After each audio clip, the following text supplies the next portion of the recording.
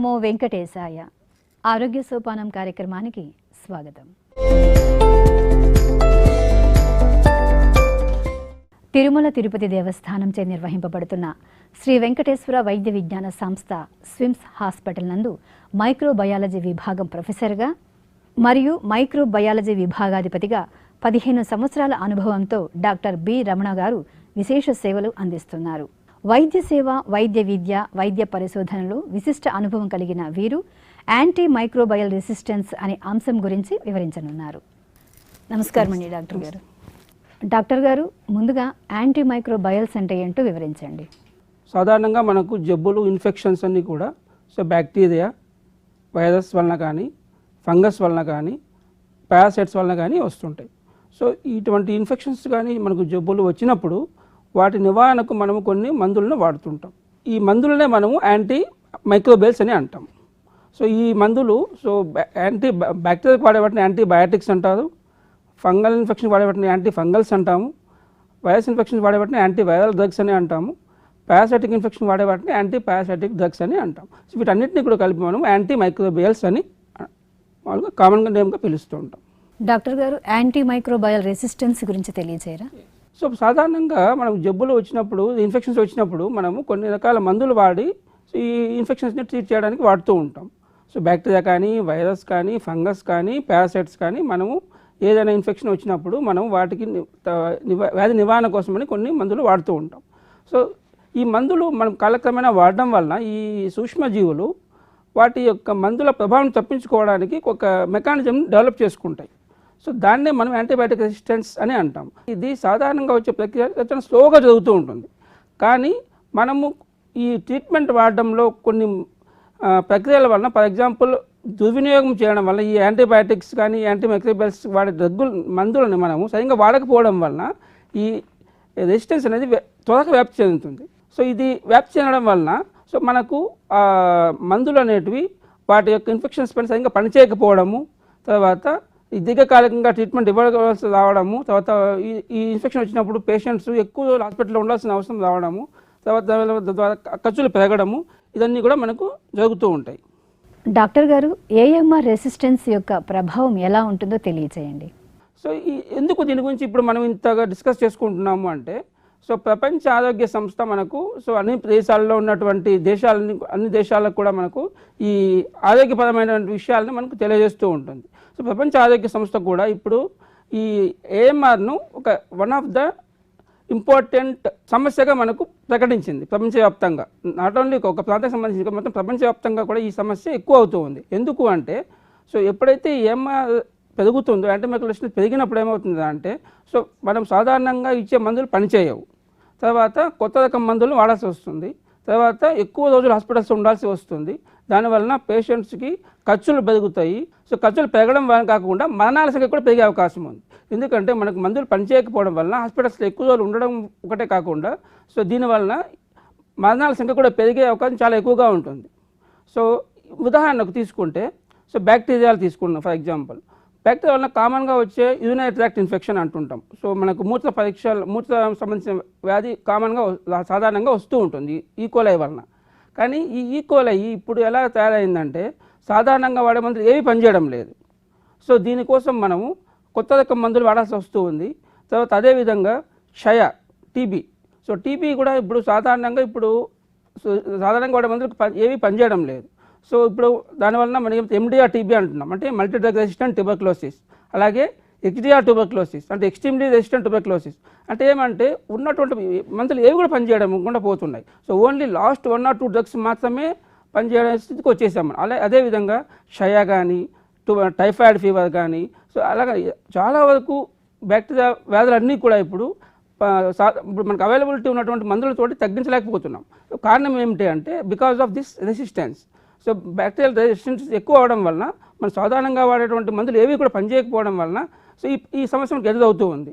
ఇదే విధంగా వైరస్ ఇన్ఫెక్షన్స్లో కూడా antiviral drugs, for example HIV కానీ, హెపటైటిస్ వైరస్ కానీ, హెపటైటిస్ సి వైరస్ కానీ మనం సాధారణంగా వాడే మందులు ఇప్పుడు పనిచేయడం లేదు.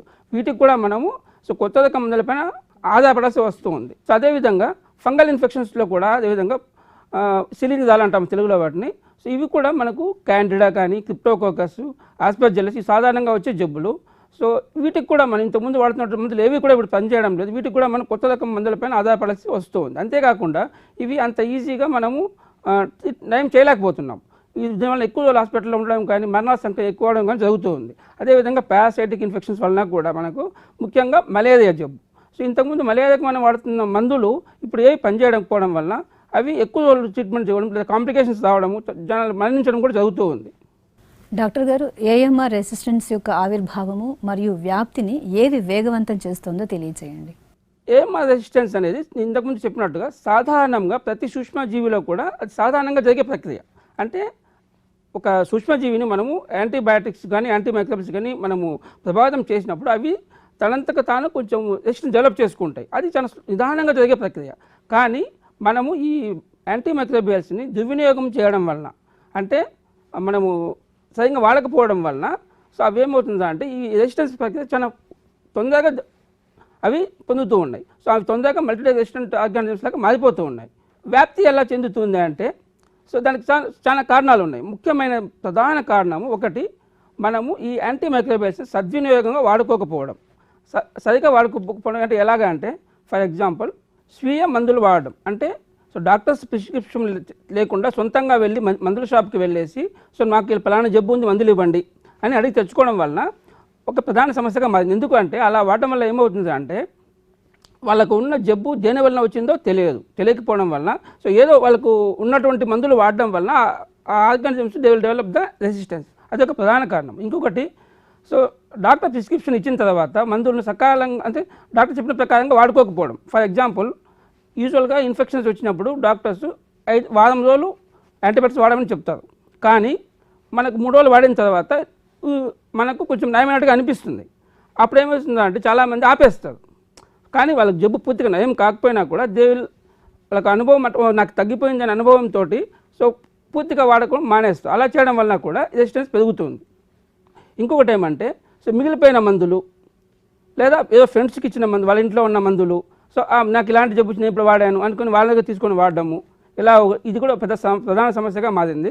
ఇంకొకటి వచ్చేసి ఈ వ్యవసాయంలో తర్వాత జంతు పరిశ్రమలో ఎక్కువ యాంటీబయాటిక్స్ వాడుతూ ఉన్నారు. సో అటువంటి పదార్థాలు మనం తీసుకోవడం వలన కూడా సో మనము we will develop the antibiotic resistance.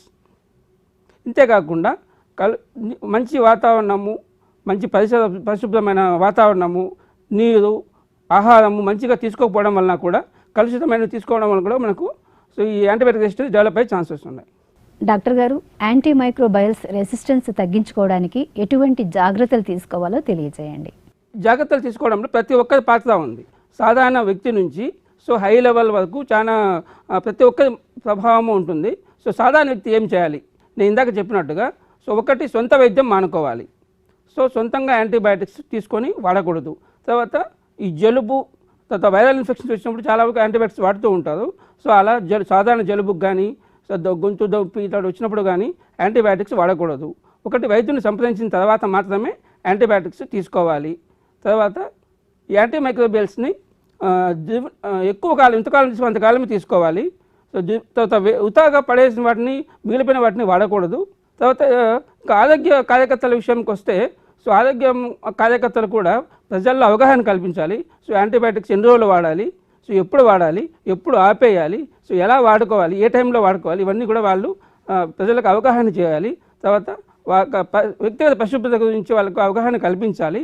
తర్వాత ఇంకా హాస్పిటల్ విషయంకి వస్తే హాస్పిటల్స్లో ఈ యాంటీబయాటిక్స్ సర్వేలెన్స్ అనే ప్రోగ్రామ్ చేస్తుంటారు, యూజువల్గా చేస్తూ ఉంటాము.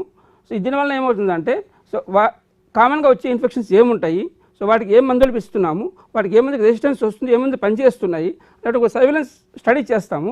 దానివల్ల సో మనకు ఒక డేటా ప్రొడ్యూస్ అవుతుంది. సో మన హాస్పిటల్లో కామన్గా ఏం ఇన్ఫెక్షన్స్ వస్తున్నాయి, ఏం సూక్ష్మజీవులు ఉన్నాయి, వాటికి ఏ మందులు పనిచేస్తాయి, ఏ పనిచేయవు. సో ఇలా ఒక డేటా తయారు చేసుకుంటాం. దీన్ని మనము రెగ్యులర్గా క్లినిషియన్స్కి అప్డేట్ చేయడం వలన వాళ్ళు పేషెంట్స్కి సరైన మందులు రాయడానికి అవకాశం ఉంటుంది.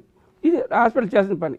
ప్రభుత్వాలు చేసిన పని కొన్ని ఉంటాయి. ఫర్ ఎగ్జాంపుల్ సో సరైన మందులు సరఫరా చేయడం కానీ, లేదా ఈ వ్యాధి నిర్ధారణ పరీక్షకు సంబంధించినటువంటి పరికరాలను, తర్వాత సదుపాయాలను, తర్వాత రీసెర్చ్ ఫెసిలిటీస్ అన్నీ కూడా కల్పించడము, తర్వాత ఇంకా వారికి కావాల్సినటువంటి ఫైనాన్స్ సదుపాయం చేయడం వల్ల కూడా ఎంత అవసరం ఉంది.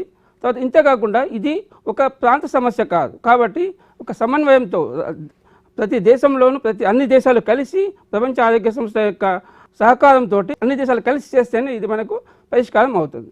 స్విమ్స్లో మైక్రోబయాలజీ విభాగం యొక్క ప్రాముఖ్యతను తెలియజేయండి. ఈ యాంటీబయాటిక్ మైక్రోబయల్ రెసిస్టెన్స్ పైన మనము స్విమ్స్లో ఎన్నో కార్యక్రమాలు చేపడుతున్నాము. For example we have anti microbe stewardship program అని ఒక ప్రోగ్రామ్ రన్ అవుతూ ఉంటుంది.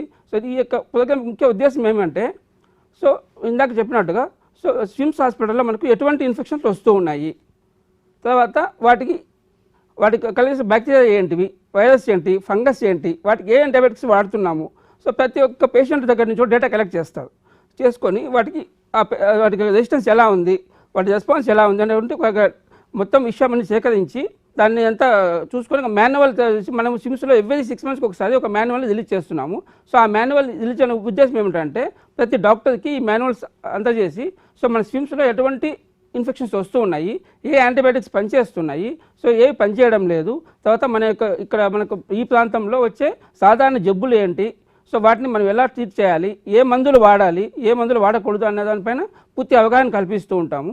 అంతేకాకుండా ఇక్కడ పనిచేసేటటువంటి సిస్టర్లకు కానీ ఇతర ఆరోగ్య సిబ్బందికి కూడా మనం ట్రైనింగ్ క్లాసెస్ కండక్ట్ చేసి ఎలా వాళ్ళకు మందులు వాడుకోవాలి, ఎలా చేయాలి, ఎలా పేషెంట్లకు ఎలా ఇవ్వాలి, ఈ విధంపైన ఎడ్యుకేట్ చేస్తూ ఉంటాము. అంతేకాకుండా యాంటీమైక్రోబియల్ రెసిస్టెన్స్ నివారణలో ముఖ్య ఉద్దేశం ఏమిటంటే మనం వ్యాధి నిర్ధారణ సమయాన్ని తగ్గించినట్టయితే కనుక మనం ఈ రెసిస్టెన్స్ తగ్గించవచ్చు. ఫర్ ఎగ్జాంపుల్ ఇంతకుముందు ఒక ట్యూబర్క్యులోసిస్ డయాగ్నోస్ చేయాలంటే మనకు 1 week టైం పట్టేది. ఇప్పుడు మన స్విమ్స్లో వితిన్ 1-2 hours మనం ట్యూబర్క్యులోసిస్ డయాగ్నోస్ చేయగలుగుతున్నాం. మనకు మాలిక్యులర్ ల్యాబ్ ఉంది. అందులో జీన్ ఎక్స్పర్ట్ అనే టెస్ట్ ద్వారా మనము ట్యూబర్క్యులోసిస్ని ఒక 2 గంటల్లో మనము డయాగ్నోస్ చేయగలుగుతున్నాం. అదేవిధంగా ఇతర బ్యాక్టీరియల్ ఇన్ఫెక్షన్స్ కూడా ఇంతకుముందు అయితే మనం మాన్యువల్ పద్ధతిలో 24 to 48 hours మనకు టైం పట్టేది.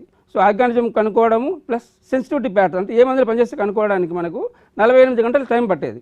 కానీ ఇప్పుడు స్విమ్స్లో ఉన్నటువంటి అత్యాధునిక సదుపాయాలతోటి మనము 8 గంటలలోనే పేషెంట్లో ఇన్ఫెక్షన్ దేని వలన వచ్చింది, ఏ మందులు పనిచేస్తున్నాయి, ఏ మందులు పనిచేయవు అన్నటువంటి విషయాన్ని మనము ట్రీట్ చేసే డాక్టర్కి మనం అందజేయగలుగుతున్నాం. అంతేకాకుండా మనకు సర్వేలెన్స్ ప్రోగ్రామ్స్ యాక్టివ్గా కండక్ట్ చేస్తున్నాం. దీనివల్ల మనకు స్విమ్స్లో మనకు వచ్చే ప్రాబ్లమ్స్ ఏంటి, ఇన్ఫెక్షన్స్ ఏంటి, ఏ ఆర్గానిజమ్స్ ఉన్నాయి, ఏ యాంటీబయాటిక్స్ పనిచేస్తున్నాయి అనేటువంటి డేటా మొత్తం మనము every day we are collecting and analysing and releasing the manuals every 6 months. ఈ విధంగా మన స్విమ్స్ యాంటీమైక్రోబియల్ రెసిస్టెన్స్ పైన ఎంతో సమర్థవంతంగా పనిచేస్తూ మనకు ప్రజలకు సేవ చేస్తూ ఉంది. చివరిగా చెప్పేది ఏమంటే మనము ఇప్పుడున్నటువంటి యాంటీబయాటిక్స్ మందుల్ని మనము సక్రమంగా సద్వినియోగం చేసుకోకున్నట్లయితే రాబోయే తరాల్లో రాబోయే రోజుల్లో మనము ఈ మందులు పనిచేయకపోవడం వలన చాలా ఎక్కువ సంఖ్యలో మరణాలు కలిగే అవకాశం కూడా ఉంటుంది. అంటే వ్యాధి వలన కాకుండా ట్రీట్మెంట్ లేకపోవడం వల్ల చనిపోయే మరణాల సంఖ్య ఎక్కువ అవుతుంది. కాబట్టి మనం అందరం కూడా ఇప్పటి నుంచి మనం యాంటీబయాటిక్స్ సద్వినియోగం చేసుకొని ఉన్న వాటిని జాగ్రత్తగా వాడుకుంటూ రాబోయే తరాలకు కూడా మనము మంచి చేసిన వాళ్ళం అవుతాం. డాక్టర్ గారు, మనకు అనారోగ్యం కలిగినప్పుడు డాక్టర్ అనుమతి లేకుండా ఎటువంటి మందులు వాడకూడదని, వాడితే ఎలాంటి ప్రమాదాలు కలుగుతాయో, ఆరోగ్యంగా ఉండడానికి ఎటువంటి జాగ్రత్తలు తీసుకోవాలో వివరంగా తెలియజేసినందుకు మీకు ధన్యవాదాలండి.